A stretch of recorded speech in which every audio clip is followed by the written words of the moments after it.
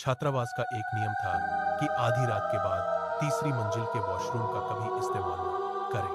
रिया को लगा कि यह सिर्फ एक और बेवकूफी भरी अफवाह है।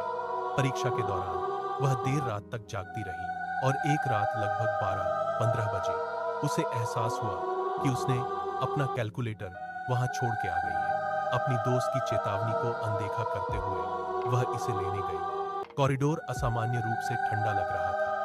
जैसे ही वह चली, बत्तियां फ्लिकर करने लगी और वॉशरूम का दरवाजा अपने आप खुल गया। अंदर आईना धुंधले थे, भले ही वहां कोई नहीं था।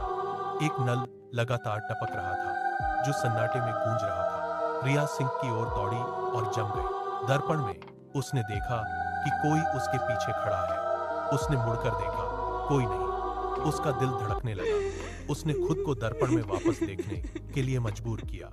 आकृति अभी भी वही थी, एक लड़की जिसके लंबे गीले बाल उसके चेहरे को ढके हुए थे।